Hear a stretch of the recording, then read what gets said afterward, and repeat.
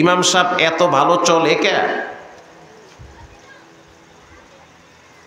খাদেম সাহেব 3 বেলা খায়, খায়াল এত দেখি কদুর মতো হয়ে গেছে গা। মৌলানা সাহেব বেতন পায় 13,000, চলাফেরা দেখলে মনে হয় 3 লাখ মাসে কামায়, এত ভালো চলে কা? খালি ভিতরে জ্বলে। আসতে বলবেন না, জোরে বলেন। আপনার পাশের বাড়িওয়ালা খুব ভালো চলে, ছেলেটাও ভালো, মেয়েটাও ভালো, আপনার পোলা খায় গাঁজা, মাইয়ায় রাত বইরা আর এক পোলার লাগে ডেটিং করে, এগুলার খবর নাই, আর একজনের ভালো দেখলেই কলিজায় কামড় মারে। ইল্লা মুশরিক আও মুশাহির। সবাই তো বুখারী শরীফের জন্য ব্যস্ত, খালি বুখারী দিয়ে বয়ান করব ইনশাআল্লাহ বলেন। হিংসুক শবে কদরের রাত্রে যদি দোয়া করে তার দোয়া কবুল হয় না। হিংসুক যদি বাইতুল্লাহর কালো গিলাপ ধইরাও দোয়া করে তার দোয়া কবুল হয় না। হিংসুক ফজরের টাইমে মসজিদে গিয়া সেজদায় গিয়া যদি বলে সুবহানা রাব্বিয়াল আ'লা, ফেরেশতা কয় বাটাম ফাটাম। ঠিক না বেঠি? কেন বলে? এটার কারণ হলো তার ভিতরে হিংসা আছে। হিংসুক কখনোই জান্নাতে যাওয়া তো দূরের কথা, জান্নাতের ঘেরানো পাবে না। হিংসার রোগ শহরের চেয়ে গ্রামের মানুষের ভিতরে বেশি। আমিও গ্রামের। অনেক মুসলমান আছে ফজরের নামাজ জামাতের সহিত পড়ে, নামাজ পইরা চায়ের দোকানে বইসা টুপি খুইলা আর একজনের গিবত করে। নাই? অভাব নাই। নবী করিম সাল্লাল্লাহু আলাইহি ওয়াসাল্লাম বলেন, আলা উখবিরুকুম বিআহলিন নার, আমি কি বলবো জাহান্নামে কারা যাবে? রাসূল বলেন, সাহাবীরা বলেন বালা ইয়া রাসূলুল্লাহ, অবশ্যই বলবেন। আল্লাহর রাসূল বলেন জাহান্নামে তারা যাবে যাদের ভিতরে 3টা বদ অভ্যাস থাকবে। বলেন কয়টা? এটা বুখারীতে আসছে। যার ভিতরে 3টা কবিরা গুনাহ থাকবে সে জাহান্নামে যাবে। সে যদি হাজিও হয়, সে যদি ওলি দরবেশও ভাব ধরে, কোনো কথা নাই, জাহান্নামে যেতে হবে। নাম্বার 1, কুল্লু উতুল্লিং জাওয়াজিম মুস্তাকবিরিন আয় মুতাকাব্বিরিন। জাহান্নামে তারা যাবে যাদের ভিতরে 3টা বদ খাসলাত থাকবে। বদ খাসলাত কি ভালো? আসতে বলবেন না, জোরে বলেন। বদ খাসলাত, খারাপ গুণ, এটা কি ভালো? এটা স্বাস্থ্যের জন্য উপকার, তাই না? না ক্ষতি? ইমানের জন্য উপকার না ক্ষতি? সব দিকেই ক্ষতি। নাম্বার 1, যারা প্রচণ্ড বদ মেজাজি, কথায় কথায় গালি দেয়, 19 থেকে 20 হয়ে গেলে মা বাবা তুলে বকাবাজ্য করে, আছে না নাই? অভাব নাই। হাজী সাহেব অনেক ভালো মানুষ, আল্লাহর ওলি। হাজী সাহেবের ক্ষেতের ভিতরে যখন আর একজনের ছাগলে মুখ দেয় তখন হাজী সাহেব কদ্দুর আল্লাহর ওলি, এর ব্যবহার শুনলেই বোঝা যায়। আসতে বলবেন না, জোরে বলেন। অনেক ভালো মানুষ, বিশাল দরবেশ। যখন রাগ বেশি উঠে তখন টের পাওয়া যায় দরবেশি রাগের ফাঁক দিয়ে দৌড় মারে, ভাষার ব্যালেন্স হারায় ফেলায়, গালাগালি করে, বকাবাজ্য করে। গালাগালি আর বকাবাজ্য করা কোনো ভালো মা বাবার সন্তানের পরিচয় হতে পারে না। রাগ মানুষের থাকবে, তাই বলে বেলাইনে রাগ থাকা ভালো না। ছেলে মেয়ে কোচিংয়ে যায় নাই তখন রাগ উঠে, কেন কোচিংয়ে গেলা না? মেয়েটা যদি প্রতিদিন সকালবেলা প্রাইভেটে না যায় তখন রাগ করে, অথচ মেয়েটা বড় হয়েছে, পর্দা করে না, বাবায় একদিনও রাগ করে না। ছেলেটা যদি প্রাইভেটে না যায় বাবার চান্দি গরম হয়ে যায়, বাবায় খুব চাইতে যায়, অথচ ছেলেটা ফজরের নামাজ পড়ে না, বাবায় একদিনও ধমকও দেয় না, তাকে শাসনও করে না। আপনি কেমন বাপ? বাপ না কুমড়া না কদু, আল্লাহ জানে। আপনি যেই মা বাবা ছেলে মেয়েকে সালাত চিনায় না, সালাত চিনেন তো? এটা কি খায় না মাথায় দেয়? কি সবই করে। এটা খাওয়াও লাগে, মাথায় দেওয়া লাগে, শরীরেও মাখা লাগে। যেই মা বাবা ছেলে মেয়েকে সালাত চিনায় না, নামাজ চিনায় না, মসজিদ চিনায় না, মাদ্রাসা চিনায় না, মক্তব চিনায় না, কোরআন চিনায় না, ইসলাম চিনায় না, আল্লাহ চিনায় না, রসুল চিনায় না, একটা টাইমে ওই ছেলে মেয়ে মা বাবাকেও চিনতে চায় না। কথা কি বেঠিক বললাম? এটা কইলো ঠিক না কইলো ঠিক না? যেই মা বাবা ছেলে মেয়েকে মসজিদ চিনায়, মক্তব চিনায়, কোরআন চিনায়, ইসলাম চিনায়, আল্লাহ চিনায়, রসুল চিনায়, ওই ছেলে মেয়েরা কখনোই মা বাবার সাথে বেয়াদবিমূলক আচরণ করতে পারে না। ঈদের সময় দেখছেন বৃদ্ধাশ্রমে ডাক্তারের বাপে কান্দে, ঈদের দিন খবর নেওয়ার কেউ নাই। ঈদের সময় দেখছেন ডাক্তারের মা, প্রফেসরের মা, ইঞ্জিনিয়ারের মা বৃদ্ধাশ্রমে কাঁদতেছে, ছেলে মেয়েরা খবরও রাখে না। এর অন্যতম কারণ হলো ছেলে মেয়েদের ভিতরে যদি কোরআনের ন্যূনতম জ্ঞান না থাকে, ওই ছেলে মেয়েরা একটা টাইমে মা বাবাকে বৃদ্ধাশ্রমে পাঠায়, তা না হলে ঘরে চাকর চাকরানির মতো খাটায়। এটাই বাস্তবতা। তাহলে যারা প্রচন্ড বদ মেজাজি, তাদের ঠিকানা হবে জাহান্নামে। রাগ যদি বেশি উঠে, একটা কাজ করবেন, হাদিসে আসছে রাগ উঠলে স্থান ত্যাগ করবেন। যেমন জামাই বউ ঝগড়া লাগছে, ঝগড়া লাগে না আপনাকে ঘরে? কথা কর না কেন? লাগে তো, লাইগে যায়। তো যখন জামাই বউ ঝগড়া লাগে তখন এক জায়গায় খামি দিয়ে খাড়াইয়া থাকবেন না, ছাগলের মতো খামি দিয়ে খাড়াইয়া এরপরে ঝগড়া শুরু করে টুপি খুললে। একটু ফাঁকে যান। যখন আপনার রাগ উঠবে একটু ফাঁকে যান। যখন স্থান ত্যাগ করবেন দেখবেন মাটির শীতলতায় আপনার দেহটাও ঠান্ডা হবে, রাগও কমে যাবে। এরপরও যদি রাগ না কমে, হযরত ওমর বলেন আস্তে করে মাটিতে শুইয়া পড়ো। আল্লাহু আকবার বলেন। রাগ মাটিতে শোয়ার পরে দেখবা রাগ 30% গেছে গা। এরপরও যদি রাগ না কমে, একটা কাজ করেন, আপনি উজু করেন। পানির সাথে রাগের একটা আন্ডারস্ট্যান্ডিং আছে, অর্থাৎ যদি আপনি দেহের ভিতরে পানি লাগান, উজু করেন, দেখবেন রাগ 80% কমে গেছে গা। যদি তারপরও রাগ না কমে, মরহুম আল্লামা দেলোয়ার হোসেন সাইদি রহিমাহুল্লাহু তাআলা তিনি বলেছেন, রাগ যদি বেশি আসে 2 থাল পান্তা ভাত কাঁচামরিচ দিয়া খান, দেখবেন রাগ অর্ধেক গেছে গা। ঠিক না বেঠিক? হাসান রাদিয়াল্লাহু তাআলা আনহু, তার বাসায় একদিন মেহমান আসছে। মেহমান বুঝেন তো না বুঝেন না? মেহমান আসছে। হাসান রাদিয়াল্লাহু তাআলা আনহু খাদেমরে বলে, ভিতর থেকে রুটি আর তরকারি নিয়ে আসো। তো তরকারিতে ঝোল বেশি, তো পেয়ালাই কইরা তরকারি নিয়ে হাসান রাদিয়াল্লাহু তাআলা আনহুর সামনে খাদেম দাঁড়াইছে। খাদেম তো আর জেনাতন খাদেম না, রাসূলুল্লাহর নাতি হাসানের খাদেম। আল্লাহু আকবার। ব্যক্তি যেমন হয় আশেপাশের মানুষগুলাও তেমন হয়। নেতা যদি দিনদার হয়, ঈমানওয়ালা হয়, পরেজগার হয়, আশেপাশের মানুষগুলাও ভালো হয়। আর নেতা যদি দুর্নীতিবাজ হয়, চান্দাবাজ হয়, আশেপাশের চামচাগুলা সবচেয়ে বড় জালেম হয়। কথা কর না কেন? এজন্য ব্যক্তির উপরে আশেপাশের অনেক কিছু ডিপেন্ড করে। ব্যক্তি যেমন তার মৃত্যু তেমন, ব্যক্তি যেমন তার জানাজাও তেমন হয়। হাসান রাদিয়াল্লাহু তাআলা আনহু যখন দেখলো খাদেম পেয়ালায় কইরা গোস্ত নিয়ে আসছে আর ঝোল নিয়ে আসছে, তো কাছাকাছি আনার পরে ঝোল যখন একটা প্লেটে রাখবেন, এটা সতর্কতার সহিত আনতে হয়।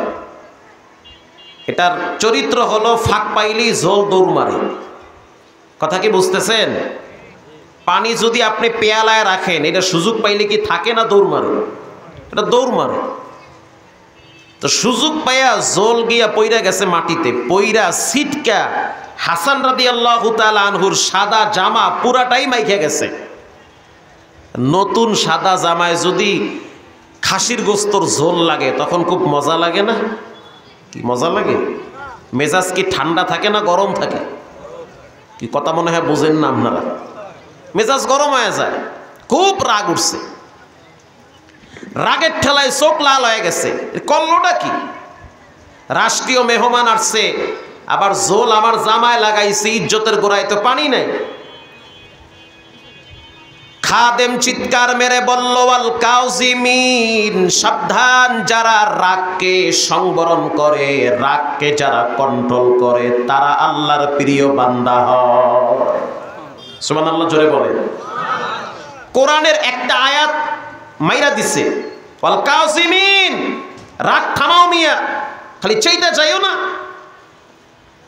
তো কোরআনের আয়াত যদি রাসূলুল্লাহর নাতির সামনে পড়ে, সে কি আর রাগ করতে পারে? মনে পড়ে গেছে, হাই হাই, আল্লাহ তো কইছে রাগকে ঠান্ডা করো, গরম হয়ে যাইও না। হাসান রাদিয়াল্লাহু তাআলা আনহু বলল, যাও, তোমার কথা মেনে নিলাম, তোমার উপরে যেই রাগটা ছিল সেই রাগ আমার ভিতর থেকে এই মুহূর্তে চলে গেছে, তোমার উপরে আমি সন্তুষ্ট আছি। আল্লাহু আকবার বলে। এবার খাদেম বলল, ওয়াল আফিনা আনিন নাস, যারা মানুষকে ক্ষমা করে তারাও আল্লাহর প্রিয় বান্দা। সুবহানাল্লাহ, বাইতে গিয়া বইয়ের গলা ধরে কইেন সুবহানাল্লাহ, আরো জোরে কোন সুবহানাল্লাহ।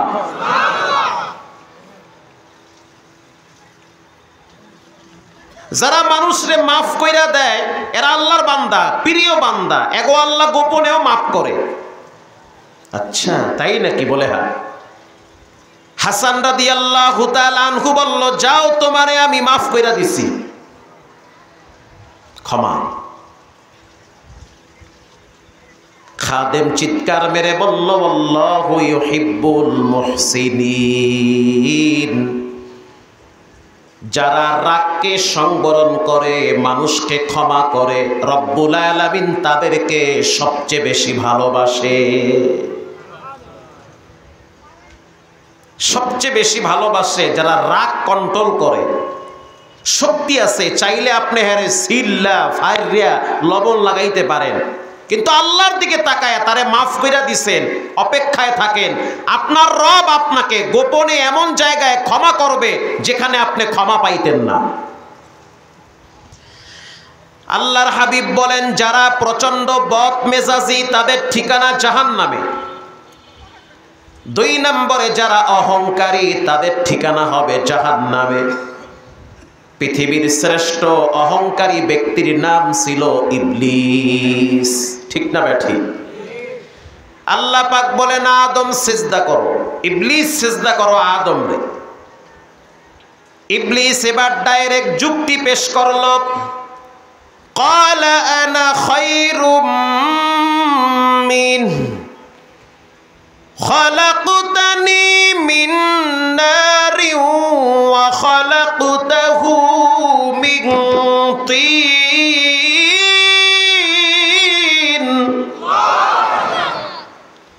কিছু মানুষ আছে এরা মরার আগেও সোজা হইবে না, মরার আগেও মুখ বেহা করে বিড়ি আর একটা ধরাইবে, ঠিক না বেঠি? আবার কিছু মানুষ আছে শরীরে মরার আগেও জোশ থাকে, মরার আগেও বলে শয়তান দূর হ, আমি আল্লাহর জান্নাতের ঘ্রাণ পাইতেছি। এজন্য এটার প্র্যাকটিসের দরকার। প্র্যাকটিসের ময়দান হলো ওয়াজ মাহফিল। পাবজি আর ফ্রি ফায়ার পার্টি, আওয়ার সময় দেখলাম 2টা মরছে পাবজি খেলাইতে গিয়া। সাবধান, বর্তমান ধরছে পাবজি আর ফ্রি ফায়ারের আল্লাহ টাইট কইরা।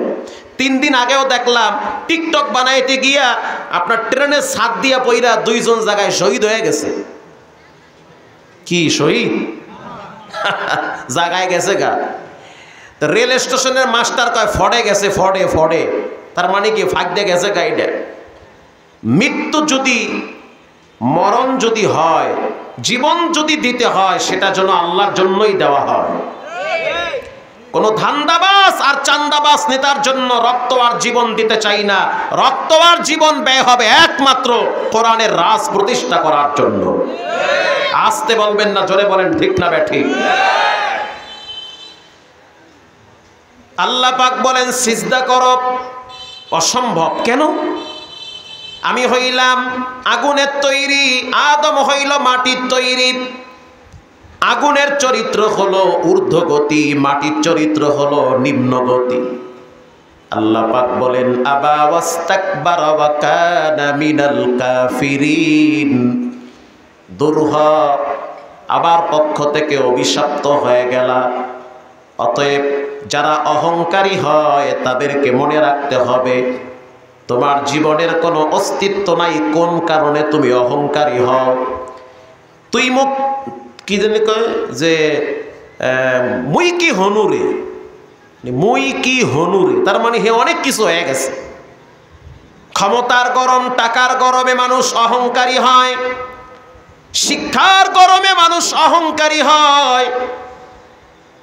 টাকা আছে অহংকারী হয়, যা লাগবে আমি দুমু ফাড়াই হালাও।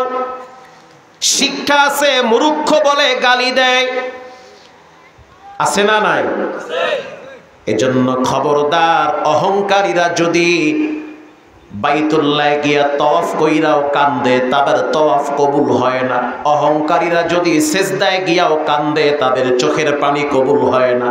পৃথিবীর শ্রেষ্ঠ অহংকারী ছিল ইবলিস। ইবলিসের খাসলাত যারা পায় তাদের ভিতরে অহংকারী প্রকাশ পায়। সবচেয়ে বড় অহংকারী তারা যারা কোরআনকে পাওয়ার পরেও মুখ ফিরায় নেয়, যারা কোরআনকে পাওয়ার পরেও মানব রচিত সংবিধানকে জীবনের সবচেয়ে গুরুত্বপূর্ণ বিষয় মনে করে। মুসলমানের সংবিধান হলো কোরআন, ঠিক না বেঠিক? বলেন মুসলমানের সংবিধান কি? এই দেশ অনেকভাবে শাসন হয়েছে, শাসন তো হয় নাই বরং শোষণ হয়েছে, জুলুম হয়েছে। সব দেখা শেষ, এবার আমরা কোরআনের বাংলাদেশ দেখতে চাই। আরে হোক আর না হোক, চেষ্টা তো করতে পারি। জীবনে যদি নাও হয় চেষ্টা তো করা লাগবে।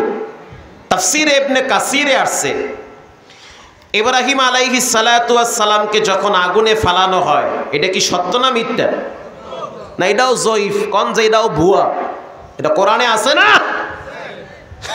ওই একজন আসতে আছে, হুজুর ঠিক মতো তো মলম লাগাইছে।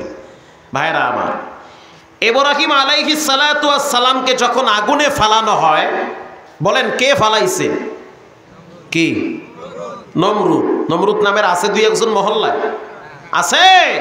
নাই, থাকবেও না, অভিশপ্ত। আগুনে যখন ফালানো হয়েছে, অনেক লম্বা ইতিহাস, ওদিকে আর না চাই। তো ইন দি মিন টাইমে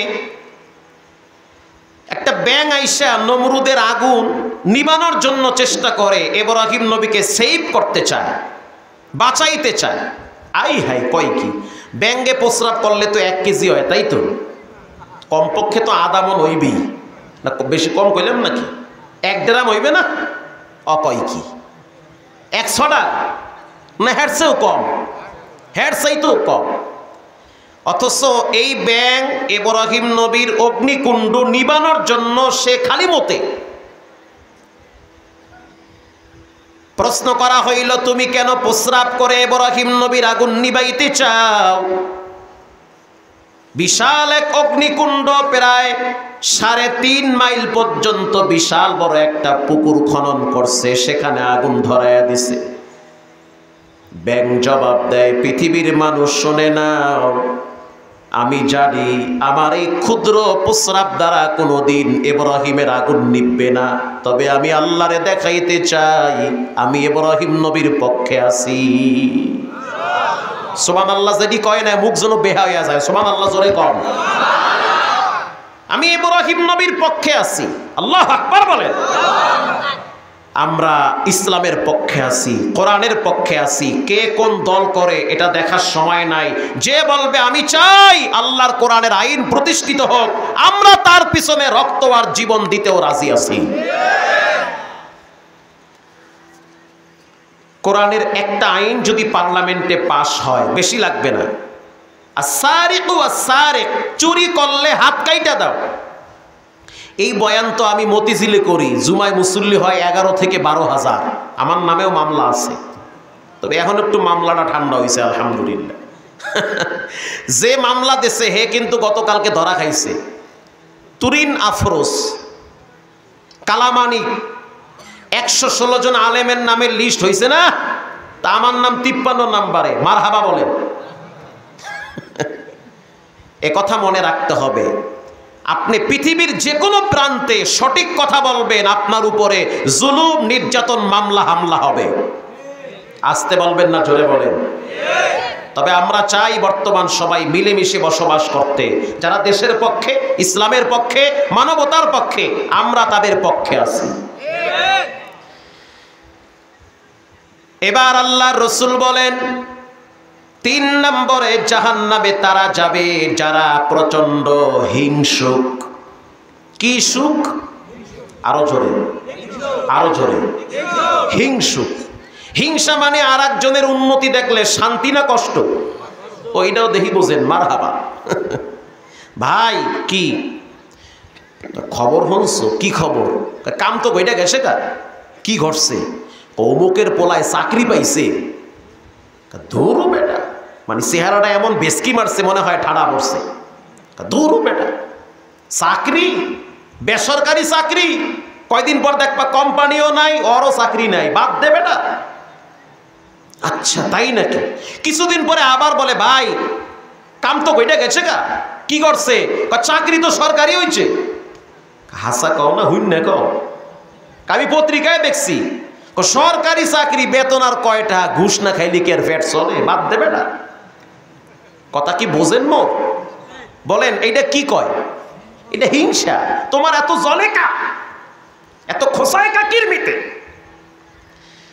ভাই কাম তো কইটা গেছে গা। কি সরকারি চাকরিও পাইছে, ভালো এক জায়গায় বিয়েও করছে, বউ একটা পাইছে, সেতা বউ।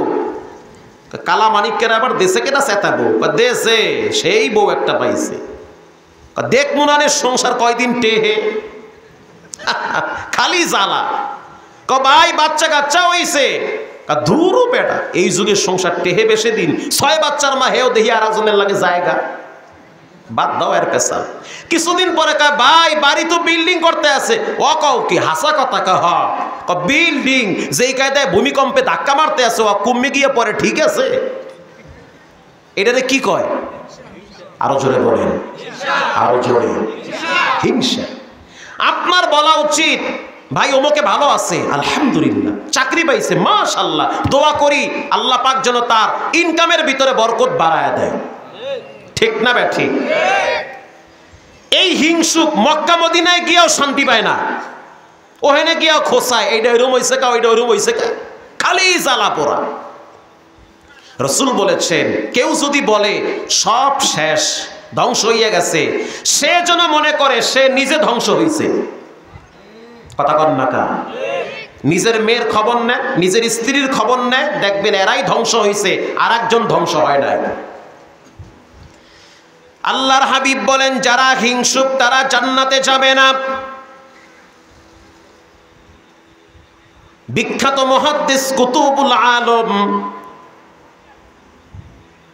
বিখ্যাত মুহাদ্দিস থানবী রাহিমাহুল্লাহ মুস্কি হাসিতে লেখেন মজার একটা কথা, মজার কথা, যেই কথার সাথে বর্তমান প্রেক্ষাপট মিলে যায়। বলবো আমি? একজন গরিব মানুষ রাত্রিবেলা ঘুমাইছে, তো ঘুমের ভিতরে মানুষ স্বপ্নেও তো দেখে। স্বপ্নে দেখে না? দেখেন না আপনারা স্বপ্ন মাঝে মাঝে?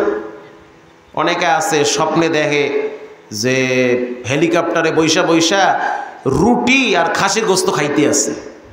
ঘুম ভাঙ্গার পরে দেখে বালিশের তুলাবার দিয়ে খায়াল হয়েছে গা। তো স্বপ্ন কখনো বাস্তব হয়, কখনো অবাস্তব হয়। ওই চাচাও দেখি আসে। কথা তো আসলেই ঠিক। কথা ঠিক না বে ঠিক? এই গরিব মানুষ ঘুমায় রইছে, তো জিন আইসা বলতে আছে, এই কুল উহিয়া ইলাইয়া আন্নাহু ইসতামাআ নাফারুম মিনাল জিন ফাকালু, আমি কিন্তু জিন, আমার কিন্তু অনেক পাওয়ার,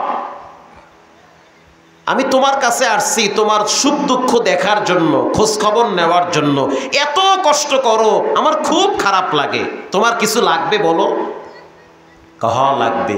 কি লাগবে? আমার একটা গরু কিনে দাও। কি কিনে দাও? যে যেমন তার চাহিদাও তেমন একটা গরু দাও। এখন ইয়ন যারা যুবক আছে, এগো যদি জিনে আইয়া বলে তোমার কি লাগবে, বলে এরা কইবে আমার একটা বড় মোবাইল দাও। কথা ঠিক না ঠিক? আবার ম্যাডাম গো যদি জিজ্ঞাসা কিছু লাগবে কইবে হ কি কয় একটা 53 ইঞ্চি বড় টিভি এনে দাও। মানে যে যেমন তার চাহিদাও তেমন, ঠিক না ঠিক? তোমার কিছু লাগবে কয় হ কি লাগবে, একটা গরু দাও। ঠিক আছে দিমু। আমরা কিন্তু বিশাল পাওয়ারফুল জাত, আমগো নামে কোরআনে সূরা আছে। সুলাইমান নবীরে খাড়া করায় রাইখে আমরা বাইতুল মুকাদ্দাস বানাইছে, আমগো অনেক শক্তি। বলেন জিনদের পাওয়ার আছে না নাই? দুষ্ট জিন থেকে বাঁচার জন্য সূরা নাস ফালাক পড়তে হবে, এগুলো নিজের দেহর নিরাপত্তা। আল্লাহু আকবার বলেন। এবার জিন বলতে আছে গরু দিতে পারি একটা, শর্ত হইল। আবার শর্ত কি? হ্যাঁ তোমারে মাগনা দিব গরু, শর্ত আছে না? কি শর্ত? যার সাথে তোমার ঠেলা ঠেলি, যার ছায়া দেখলে তোমার ভিতর জ্বলে, তারে দিব 2টা গরু। মোর একটাও লাগবে না। মানে তোমাকে যা দিব তাকে ডাবল দিব। আমার ভাষা কি আপনারা বুঝেন? আপনারা একেবারেই গ্রামের মানুষ, একদম হাই কোয়ালিটির বয়ান করলে কিছুই বুঝবেন না, উঠতে আড়া শুরু করবেন। কিন্তু এখন চেহারার ভিতরে আমি নতুন যৌবন পাইতেছি। আল্লাহু আকবার বলেন। তোমারে তুমি একটা গরু, হেরে তুমি কয়টা করে? আল্লাহ কয় কি? ওর ছায়া দেখলে আমার কলিজার মধ্যে কামড় মারে। ওরে দেবে 2টা, মোর একটাও লাগবে না, দরকার নাই। কোন এটারে কি কয়? মাশাআল্লাহ, ওয়াজ দিদি ঠিকই বুঝবার লাগছে না আপনারা। এইটারে কয় হিংসা। সকালবেলা বউ জিগায় কি ও চেহারা এত কালো হয়ে গেছে গা? কাই ছিল নেই নাই, আই ছিল নেই নাই, দিবার চাইছিল পাড়ায় দিছি, দরকার নাই আমার। কি দিতে চাইছিল? গরু দিতে চাইছিল। গরু তা নেও নাই কে? ওই যে ওই যে ওই যে কি আর বুঝো না? ওর নাম কইতেও তো উজু নষ্ট হইয়া যায়। মুসলমান ভাই ভাই একই মহল্লায় বসবাস করে, এমন হিংসা ঠেলাঠেলি নাই, অভাব নাই। 2 দিনের দুনিয়া, কেন এত হিংসা হবে? কেন আপনি মানুষের রাস্তা আটকায় রাখবেন? মরবেন না? কেন আপনার পুষ্কনির পানি আর একজনকে ব্যবহার করতে দেন না? এত অহংকার, হিংসা কেন? আজকে মইরা গেলে কালকে আপনার সম্পদ নিয়ে আর একজন মারামারি কারাকারি করবে। কিসের এত অহংকার, কিসের এত বাহাদুরি? দেখেন নাই বর্তমান কেমনে ফটাফট মরে? ধরে আর ফালায় মারে, ধরে আর ফালায় মারে। স্ত্রী বলতে আছে এটা কোনো কথা? তোমারে দেবে গরু মাগনা, ওরে দেবে 2টা। আচ্ছা ওরে 2টা কা 10টা দিক, সমস্যা কি? তোমারে তো ফ্রি দিতে আছে। গরু কা তোমারে যদি ব্রয়লার মুরগি দেয় সেইটাও তো লওয়া উচিত। কথা কর না কা? তোমারে তো ফ্রি দেয়, ওরে দেয় ডাবল। কয় ডাবল না 30 ডবল দো। ওর ডাল লাগে তোমার ডাল লাগে কি? তোমারে তো আর টাকা নিয়ে দিতে আছে না, তোমারে ফ্রি দিতে আছে। কহ ঠিক কথাই তো কইছো, এটা আমার মাথায় আসল না, রাগের ঠেলায় কইছি একটাও লাগবে না। হিংসা, আইরে হিংসা রে। প্রিয় ভাইয়েরা আমার, কিছুদিন পরে আবার জিন আইসা বলতে আছে কিছু লাগবে। বলে হা লাগবে। কি লাগবে? গরু দাও। করে 2টা দিব। দেও 2টা। তাকায় দেখলো সকালবেলা বাড়ির সামনে একটা গরু বাঁধা, পিঠের উপরে লেখা জিন। ও তার তো কাম কইটা গেছে গা।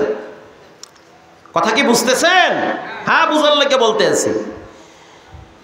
ওইদিকে চাইয়া দেখেছে হ্যাঁ 2টা গরু নিয়ে নামতে আছে। এরে যে একটা দেশে এইটা নিয়ে শান্তি নাই, ওরে যে 2টা দেশে এইটা নিয়ে অশান্তি। কিছুদিন পরে আবার আইসা বলতে আছে কিছু লাগবে। কয় হা লাগবে। কি লাগবে বল? কয় 1 তলা বাড়ি কইরা দে। কওয়ারে দিমু 2 তলা। আমার ভাষা কি বুঝেন? আওয়াজ কি শোনা যায়? মাশাআল্লাহ। কওয়ারে দিমু 2 তলা। কয় দেও 2 তলা, দেও 2 তলা। পরের দিন চায়া দেখে এর 1 তলা, ওর ডুপ্লেস বাড়ি। আই হাই কামটা করছে কি? উপরে চাইতে গেলে টুপি খুললে যায়। কিছুদিন পরে আবার জিনে আইছে, এই কিছু লাগবে? কাহা লাগবে। কি লাগবে? মোর একটা চৌকুটা লয়ে যা। What is this? এইটা আবার কি? আমার একটা চোখ নেও, ওর 2টা চোখ নিয়ে যাবা। তাকবীর দেন, নারায়ে তাকবীর। বলেন এটারে কি কয়? ওয়াজের একটা ভাব আইছে না? আমি তো কইলাম না নগায় আমি কিন্তু নতুন না, বহুত আমি আই। নওগাঁর মানুষের ভাষা বুঝি, আমার ভাষা হেরা বুঝে। এতে ঈদের পরে দেখে সহজে ডেট দিয়ে দিছি, এত সোজা না। আল্লাহু আকবার বলেন। আমার এক চোখ ওর কয় চোখ? জিনে পড়ে গেছে আর এক পেছে। ওরে বাঙালি কয় কি, এ তো সেই বাঙালি। আমার এক চোখ দিয়ে আমি দেখতে পারবো, আর দুইটা লয়ে গেলে তো খালে পড়বে, ও তো দেখবেই না। রাসূল বলেছেন যাদের অন্তরে হিংসা আছে এরা জান্নাতে যাবে না, হিংসা করা যাবে না। এবার আল্লাহর রাসূল বলেন আলা উখবিরুকুম বিআহলিল জান্নাত, আমি কি বলবো জান্নাতে কারা যাবে? সাহাবীরা বললেন হ্যাঁ বলেন কারা যাবে? আল্লাহর রাসূল বলেন জান্নাতে তারা যাবে যারা সহজ সরল দিলের অধিকারী হবে। সুবহানাল্লাহ, জোরে বলেন। একটা ফ্রেশ মন নিয়ে চলবে, কোনো হিংসা রাখবেন না, কোনো বিদ্বেষ নাই। ওমকে ভালো চলে, ভালো খায়, ওমকে আরামে আছে, আলহামদুলিল্লাহ। ভিতরে জ্বললেও বলবেন আলহামদুলিল্লাহ। জ্বালাপোড়া থাকবেই, মানুষ বলতে জ্বালাপোড়া আছে না নাই? তারপরেও দোয়া করবেন যে আল্লাহ ভালো রাখুন। প্রিয় ভাইয়েরা আমার, এজন্য এই প্রসঙ্গে রব্বুল আলামিন কোরআনে বলেন ইয়াউমা লা ইয়ানফাউ মালুন ওয়ালা বানুন ইল্লা মান আতাল্লাহা বিকলবিন সালিম।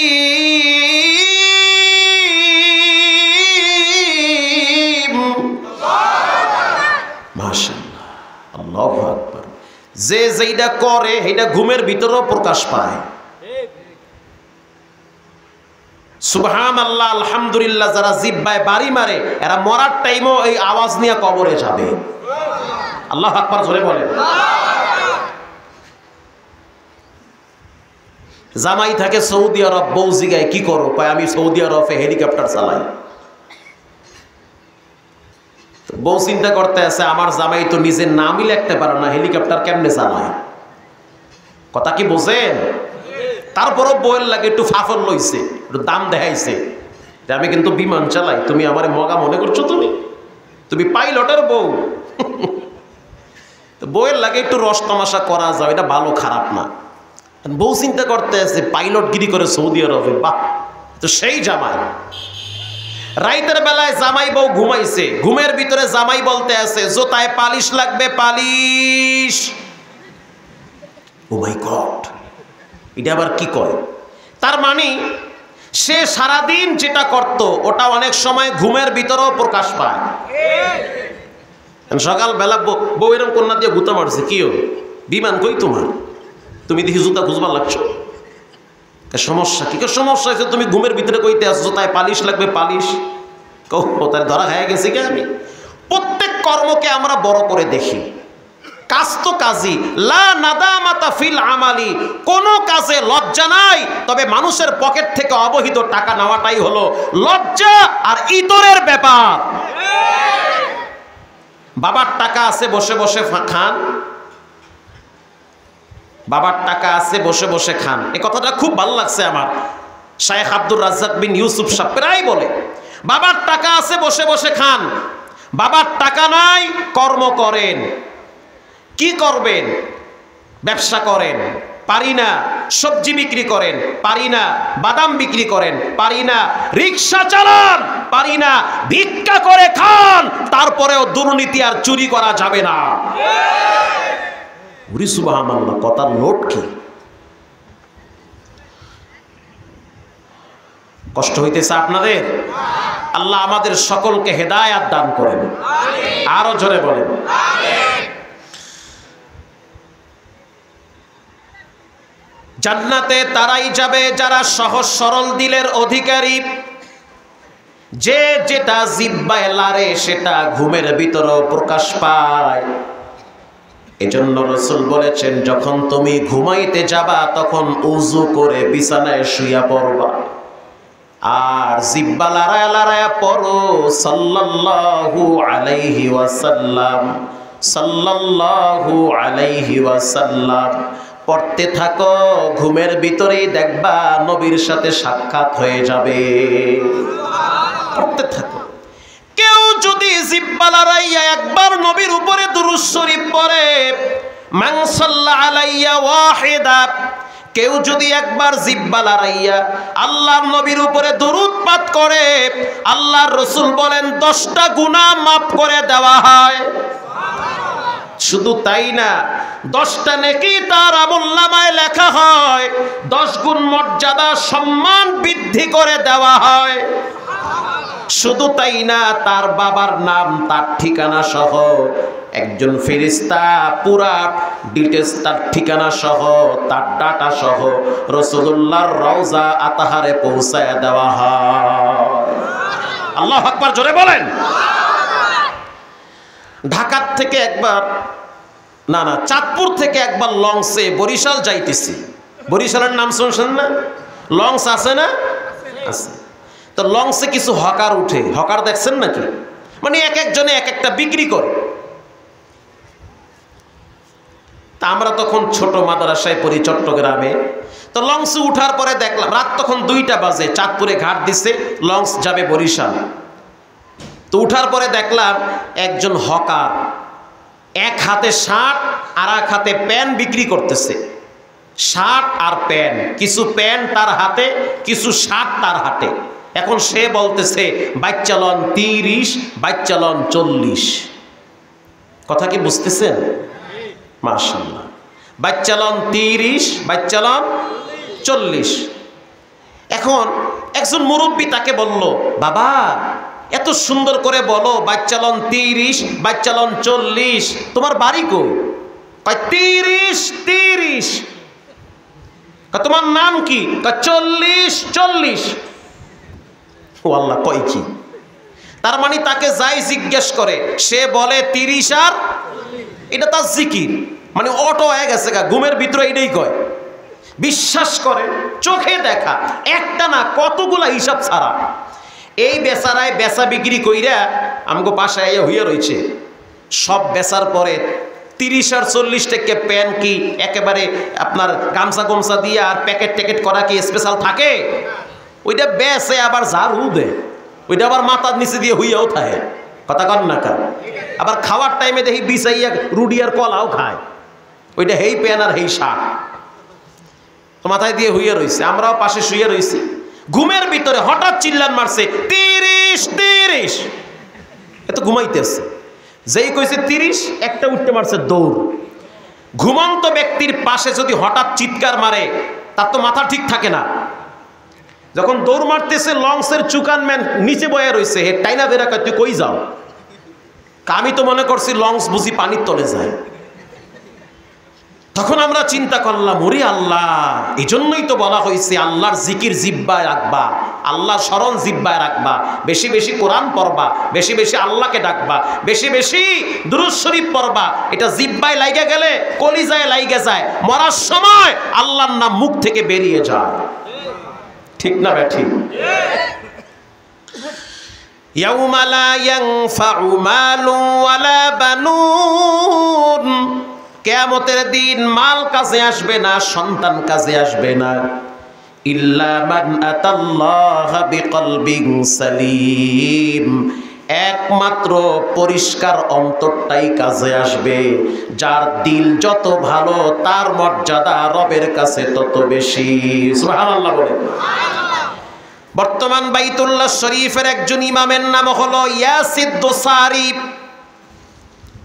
বাইতুল্লাহ শরীফের সবচেয়ে কম বয়সী ইমাম, যার তেলাওয়াত শুনলে মনে হয় যেন মৃত মানুষও জীবিত হয়ে যায়। আল্লাহু আকবার। মানে মনে হয় এত চমৎকার তেলাওয়াত। সবচেয়ে কম বয়সী ইমাম ইয়াসিদ দোসারি। আমি প্রায় রমজান মাসে বাইতুল্লাহ থাকি, তারাবি ওখানে আদায় করি। তো ইয়াসিদ দোসারি এই রমজানে সাংবাদিকদের কাছে একটা সাক্ষাৎকার দিয়েছে। সেই সাক্ষাৎকারটা আমার কাছে এখনো আছে। ইয়াসিদ দোসারি বলেন, রমজান মাস, খানায় কাবা, জুমার সময় জুমার খুতবা দেওয়ার জন্য আমার নাম যখন ঘোষণা হইল, 5 জন ইমাম পালাক্রমে এক একজনের নাম সিরিয়ালে আসে। ইয়াসিদ দোসারি বলেন, আমার নাম ঘোষণা হইল, আমি জুমার খুতবা দেওয়ার জন্য খানায় কাবা বাইতুল্লাহ দাঁড়ায় গেলাম। আল্লাহু আকবার। প্রচন্ড রোদের তাপ, লক্ষ লক্ষ মানুষ খানায় কাবার চতুর্দিকে বসে আছে। এক একজনে কাপড় পেঁচাইয়া পাগলের মতো রবের প্রেমে পাগল হয়ে হাবুডুবু খাইতেছে। ইয়াসিদ দোসারি বলেন, জুমার খুতবা দেওয়ার জন্য যখন আমি দাঁড়ায় গেলাম, জুমার খুতবা পড়তেছি, আল্লাহুম্মা লাকাল হামদু কুল্লু ওয়া লাকাশ শুকরু কুল্লু, লাকাল হামদু বিল ঈমান ওয়া লাকাশ শুকরু বিল ইসলাম। প্রথম শুকরিয়া রব্বুল আলামিন, তোমার দরবারে কোটি কোটি শুকরিয়া, তুমি আমারে মুসলমান বানাইছো।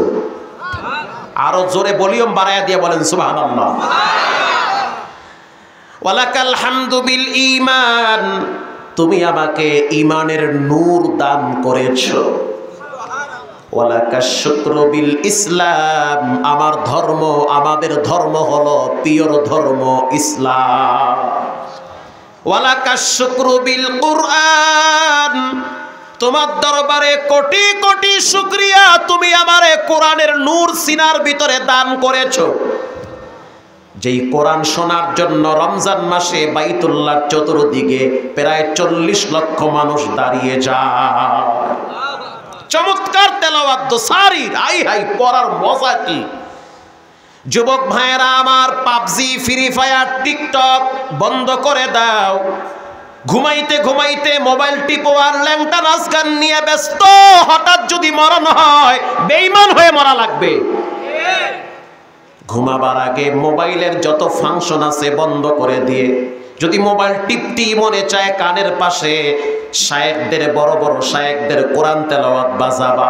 কোরআন তেলাওয়াত শুনতে শুনতে ঘুমিয়ে যাও, সারা রাত নফল নামাজের নেকি আমল নামায় জমা হয়ে যাবে। কোরআন তেলাওয়াত চালু করে দাও। ইয়াসিদ দোসারি বলেন, খুতবা শেষ হয়ে গেল, আমি অসুস্থতা অনুভব করতেছি। এবার আমি সালাতের জন্য সামনে দাঁড়ায় গেলাম। আমার সামনে আল্লাহর ঘর খানায় কাবা, চতুর্দিকে লক্ষ লক্ষ মুসল্লিরা দাঁড়ায় রয়েছে। আমি খানায় কাবার সামনে দাঁড়ায়া আল্লাহু আকবার বলে যখন হাত বাঁধলাম, আমার সিদ্ধান্ত হলো, চিন্তা হলো, প্রথম রাকাতে আমি একটু বড় আয়াত তেলাওয়াত করব, দ্বিতীয় রাকাতে একেবারে ছোট্ট একটা সূরা পড়ব। কারণ রোদের যেই পরিমাণ তাপ, মুসল্লিদের দাঁড়ায় থাকতে কষ্ট হয়। ইয়াসিদ দোসারি বলেন, প্রথম রাকাতে সূরা হাশরের শেষ আয়াতগুলা পড়া শুরু করলাম।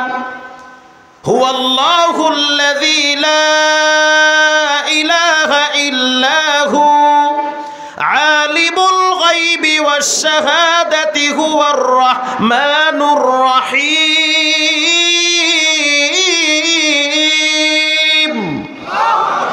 হুয়াল্লাহুল্লাযী লা ইলাহা ইল্লাহু আল মালিকুল কুদ্দুসুস সালামুল মুমিন আল মুহাইমিন আজিজুল জব্বারুল মুতাকাব্বির সুবহানাল্লাহি আম্মা ইউশরিকুন।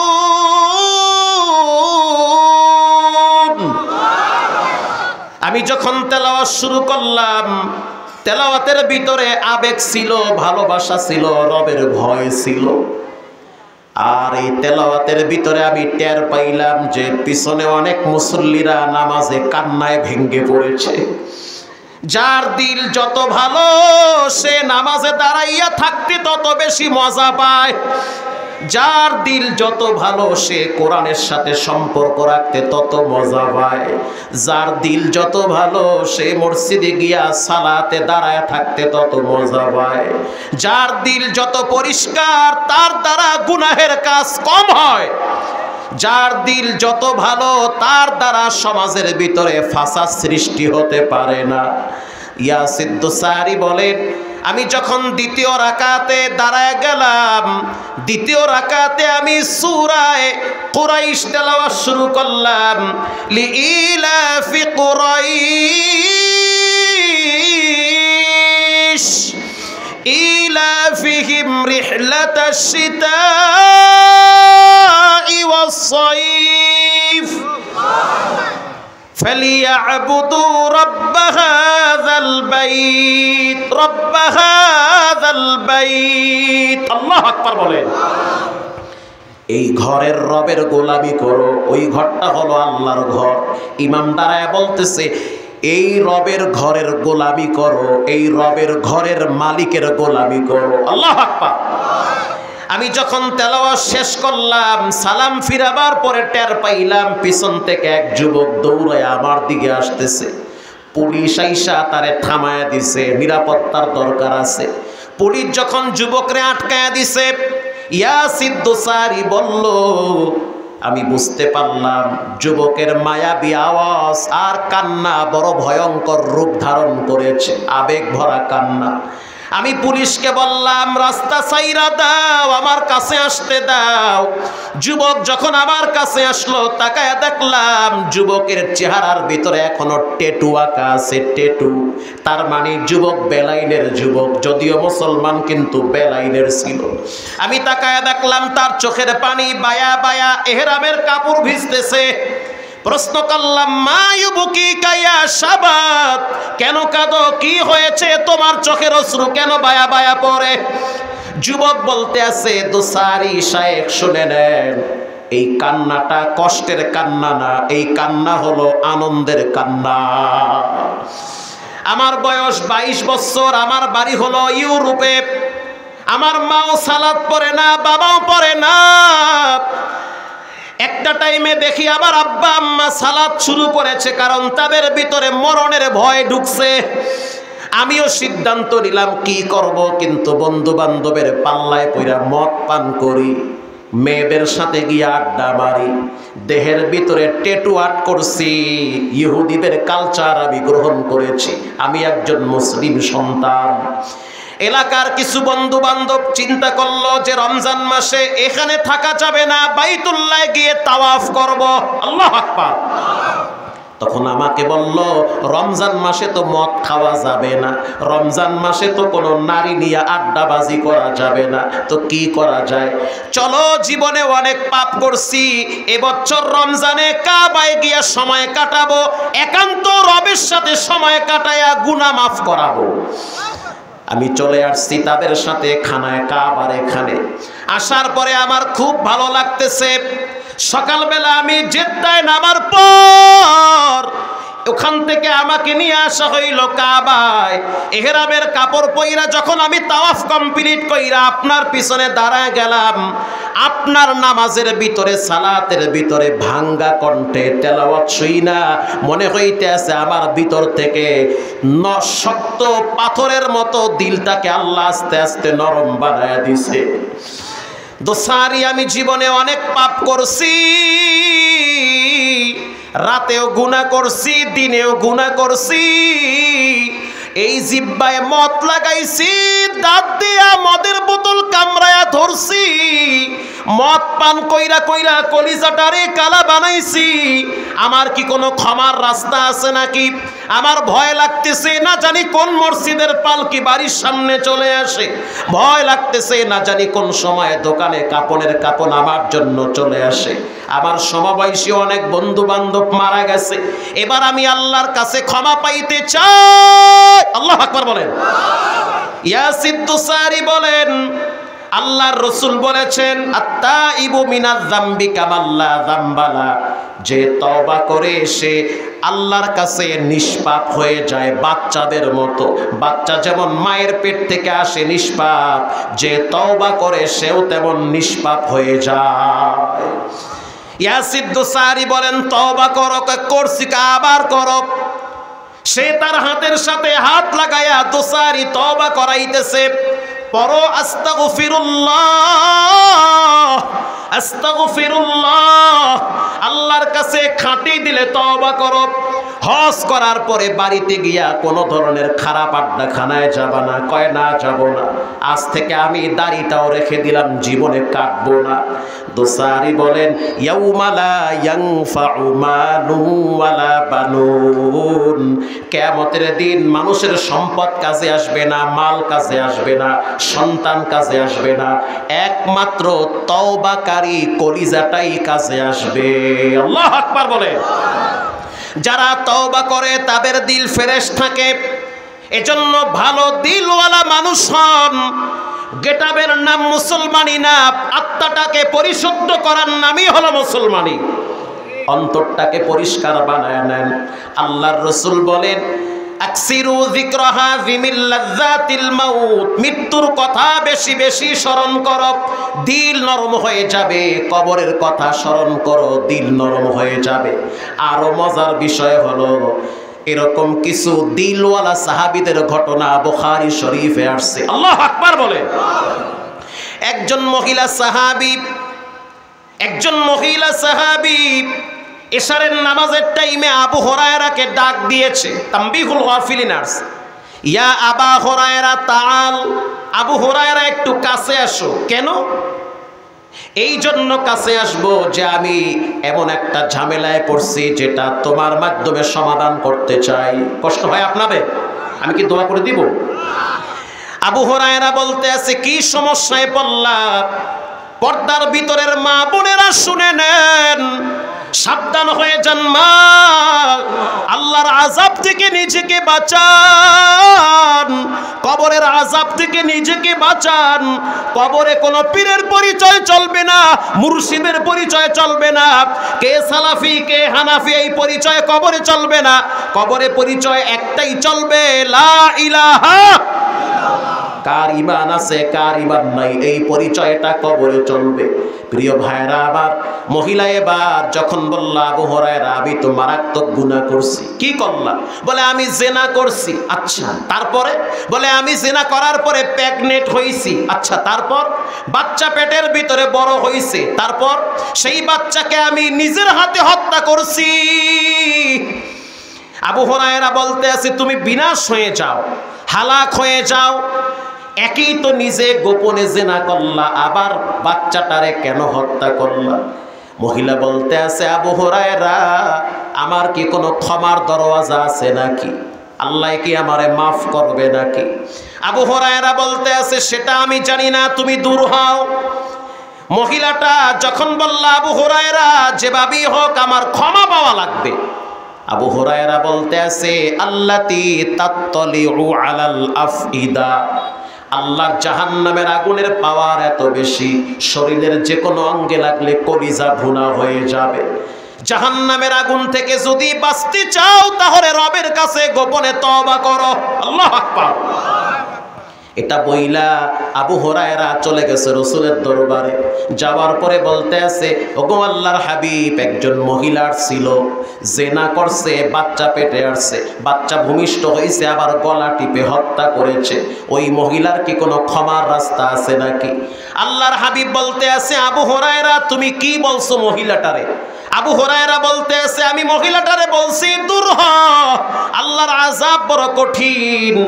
আল্লাহর রাসূল বলতে আছে আবু হুরায়রা আল্লাহর আযাব যেমন কঠিন, আল্লাহর দয়া মায়াও তার চেয়ে আরো বড় মারাত্মক। আল্লাহু আকবার।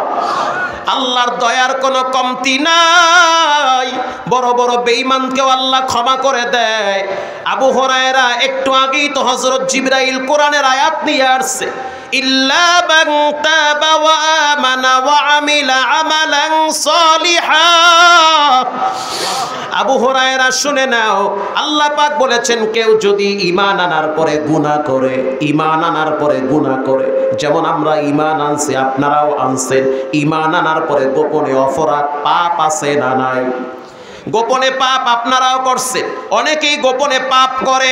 আল্লাহ পাক বলেন নবী আপনি সুসংবাদ দেন, ঈমান আনার পরে কেউ যদি গুনাহ করে, গুনাহ করার পরে আবার যদি তওবা করে, সুসংবাদ দেন তওবা করার সাথে সাথে গুনাহটাকে দূরে সরায়া দিয়া ওই জায়গায় নেকি দিয়ে পূরণ করে দেওয়া হয়। মহিলাটারে সুসংবাদ জানায় দেন রব্বুল আলামিন সেই মহিলার যত গুনাহ ছিল, জিনার গুনাহ, বাচ্চা হত্যার গুনাহ, দুটাই মাফ করে দিয়েছে। এজন্য ভাইয়েরা আমার, কিয়ামতের দিন সম্পদ কাজে আসবে না, সন্তান কাজে আসবে না। সন্তান তো দুনিয়ায় জীবিত থাকতেই অনেক সময় মা বাবার কাজে আসে না। এই নওগাঁর ভিতরে এমনও ঘটনা ঘটছে, বাবার লাশ কবরে রাইখা ছেলে মেয়েরা বাবার সম্পদ নিয়ে মারামারি কইরা রক্তপাত ঘটাইছে। কথা কন না কা? বাবার লাশ কবরে রাখছে, লাশ কবরে রাইখা এরপরে ভাই বোন বৈশা জমিন নিয়ে মারামারি করে, অথচ বাবায় কবরে শাস্তি পায়। এজন্য অনুরোধ করে বলি, মরার আগে দুই একটা ফ্যান মসজিদে দিবেন, মরার আগে দুই একটা লাইট মাদ্রাসায় লাগায় দেন, মরার আগে দুই এক বস্তা সিমেন্ট মাদ্রাসায় দেন। ছেলে মেয়ে যদি দোয়া নাও করে, মাদ্রাসার প্রতিটা ইট আপনার জন্য নেয়ামত হয়ে যাবে। আপনার সন্তানরা যদি দোয়াটা নাও করে,